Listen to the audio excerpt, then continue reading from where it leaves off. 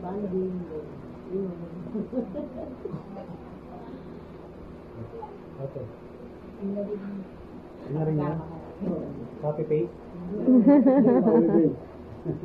So, kuya? Wala, kararating lang yun. Hindi, syempre, meron naman siyang memories eh. Ay, ako mga dati. Kasama. Siguro mga after 20 years ago. Kasi yung pamangkin ko, mga 20 years ago. Ano, 22 years. Kasi mga ganyan.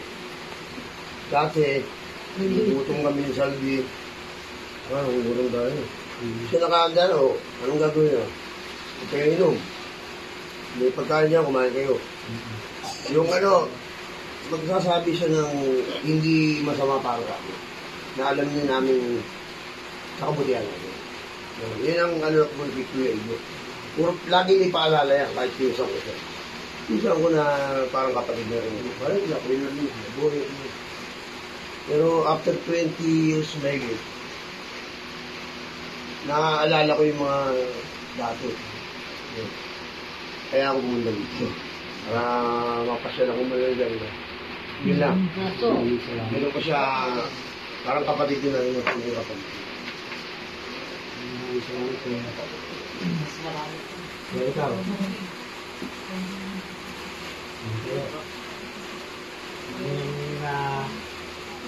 Dahil kung magkamami na napagano'n ko.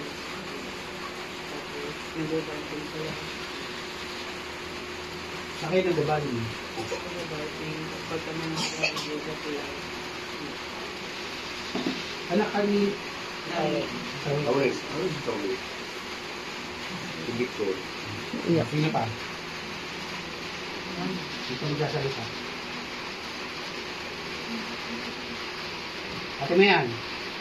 Ito ang pinakabakawang kasi ano, mayroong pasensya.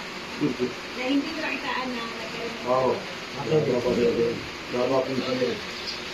Pero, ang alam ko rin nakakaway dito eh, tatlo eh. Mga anak. Malaki. Oo. Ito yun. So, yun lang yung nakikita ko lagi eh. Pag subigang na to, takot yung tatlo eh. Dati, pero ngayon hindi na. So, naalala ko nga rin kapag ano, kapag naglalaro, diba? Pag subigang na to, pasok yung tatlo talaga eh. Takot talaga yung ano eh, yung tatlo yung si Kuya Ido. So, yun no. So, alam natin na si Kuya Ido ay hindi na natin makakasama. Pero, yung big question kasi doon is, tayo ba? Kung gusto natin makita si Kuya Ido ulit, tayo ba ay ready na? Tayo ba sigurado makikita tayo sa lahat? So, yun yung gusto kong issue sa inyo. Ang kailangan lang natin is tanggapin si Jesucristo bilang hari ng buhay natin at tagapagligtas ng buhay natin. So, yun lang yung key. No? At wala nang iba. Even pagsali natin sa religion, hindi yun makakapag-save sa atin, hindi yun makakapagbigay sa atin ng eternal life. Yung nagsasabi na yung religion ito lang yung ma-save, hindi totoo yun. Ang makakapag-save sa atin si Jesucristo. Wala nang iba. Kahit yung gumawa tayo ng mabuti, yung kasi paggawa ng mabuti ay yun lang yung pagpapakita kasi si Jesucristo ay nabubuhay sa buhay natin. So, parang yun yung living testimony mo, yung paggawa ng mabuti sa kapwa. Kasi, ano yun isa sa great commandment ni Jesus Christ yun. Yung mahalin mo ang iba. Love others. Or love your Maaway. hindi, iba pa yun. Love God. Mahalin mo. Love your neighbor. Hindi, pag tinagalog ko kasi yung pangit eh. Mahalin yung kapitbahay. Kala ko love your enemy. Parang pangit, di ba? Ibang pagmamahal yun. Ibang pagmamahal yun. Yung love na yun is yung unconditional. Yung sinasabi. Kasi, minahal tayo ng Panginoon ang conditionally. Even yung pagsunod sa 12 commandments, hindi, 10 commandments pala, 12 commandments, 10 commandments, hindi yun makakapag-save sa atin. Kasi, yung 10 commandments na yun, isa lang nagawa mo na lahat yun. Para lang yung kadena. Kapag naputol yung kadena, di ba, nalalag lahat. So, ganun yung 10 commandments. Kapag nagawa mo yung isa, nagawa mo na siya lahat. Yun yung nasa Bible. Kaya hindi natin map-perfect yun. Yung 10 commandments na yun. Sa uluhin nga, hindi natin sa ulo. Di ba? Gawin pa.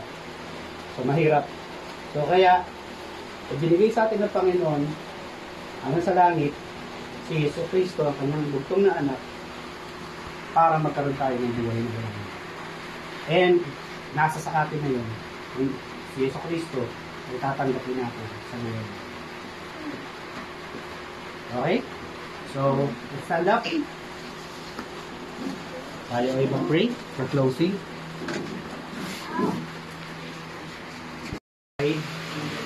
Sa aming buhay at simula ngayon, tinatanggap ko si Yesu Cristo bilang aking hari at tagapagligtas. Maraming salamat po sa pagbibigay mo kay Yesu Cristo bilang siya ang magiging buhay namin dito sa mundo na makasalanan. Maraming salamat po, Panginoon. At Yesu Cristo, gabayan mo kami sa araw-araw naming buhay. At ikaw ang makita ng bawat tao sa aming buhay.